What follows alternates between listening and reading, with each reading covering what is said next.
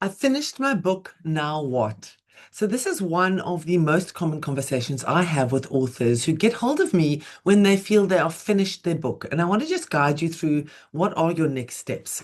So, this is after you feel you have completed your book. And the first question is, what is finished? Okay, finished for me as a literary agent and potentially as a publisher means you've done your first draft, your second, your third, you've done your fourth draft, you've had your beta readers, you've got your crits in from all your friends who tell you it's wonderful, and from other people who tell you to fix some things.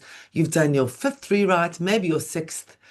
You're sitting with what you think is a good manuscript, the best version of your manuscript, and that's what we call finished and done, right?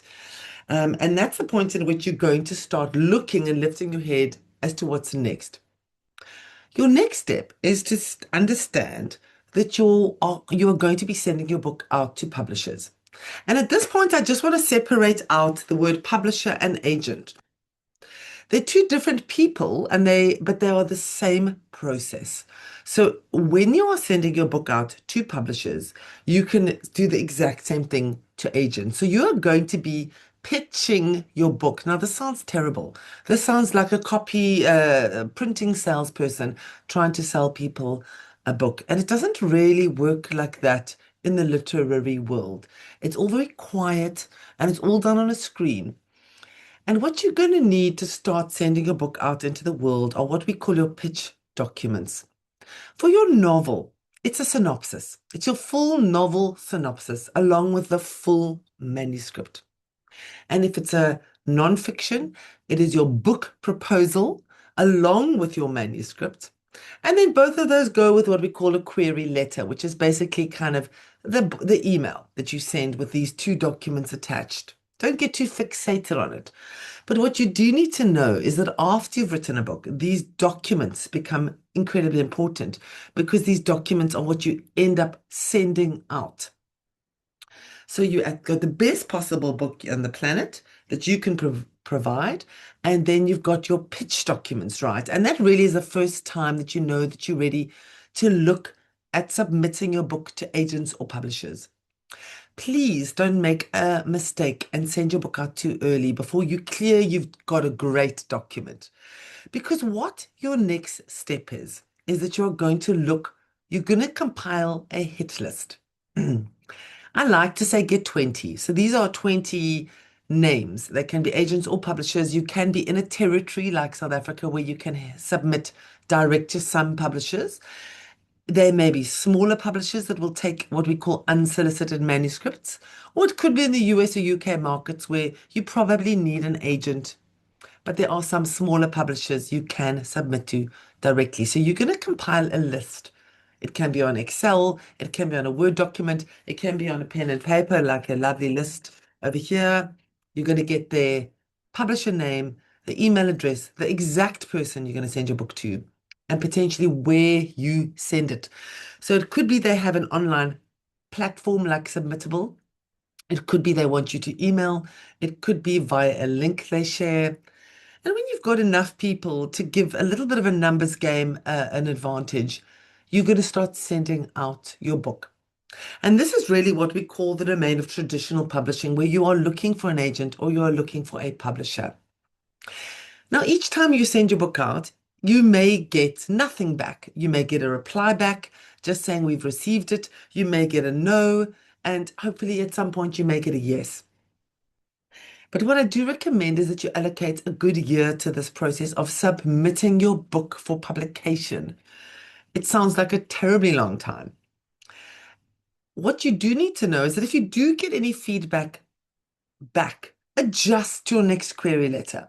So let's say one of the publishers says something like, I'm unsure of your genre placement. You're going to immediately recognize that. You may adjust who you pitch to or just the wording of your pitch document. That's the next step for an author when you've finished your book. And if you go all the way down this road, if you've submitted and you've got nothing and you're exhausted and you've got nowhere else to turn, I would definitely consider what we call self-publishing, which is you yourself are going to pay the costs of bringing a book out, of birthing a book in the world. And there are many ways you can do that. You can do that hand in hand with a publisher, which we call a hybrid solution, where they help you do all of that, which I would recommend, or you can do it yourself. But these really are the steps you're going to walk down because we sit sometimes thinking, I've written this book and I'm done and dusted. Will you not? Writing a book is only one step of the process. I do want to address something readers and writers often ask me is where does the editor sit in all of this? The answer is really nowhere, right? If you're an author of a book, you get your book to a place where you've got a great story. It is as you think it should be, particularly in the novel realm, and then you submit it. When you begin the publishing process, so it could be a signed contract, it could be indie publishing, that's really where you engage an editor to start working with your book and getting it ready for publication. So leave that, clean up any obvious errors. But when you submit a book, publishers and agents are looking for your story. They're looking potentially at who you are and your market, and they're making an assessment. And the assessment is, can I sell these books? So you don't waste time on your editing yet. Should you get an editor early in the process? I often say no. Go for beta readers rather who give you structural input. Go for a structural editor who really looks at your book overall and gives you bigger changes to make. But wait a little bit for this editing process. And before I leave you with all these thoughts, my one final red flag to authors is do not use AI. Don't use it in the research of the book. Whatever you do, don't use it in the writing of the book. But absolutely be incredibly careful not to use it in the editing of the book. You are going to find that AI is massively useful in the world.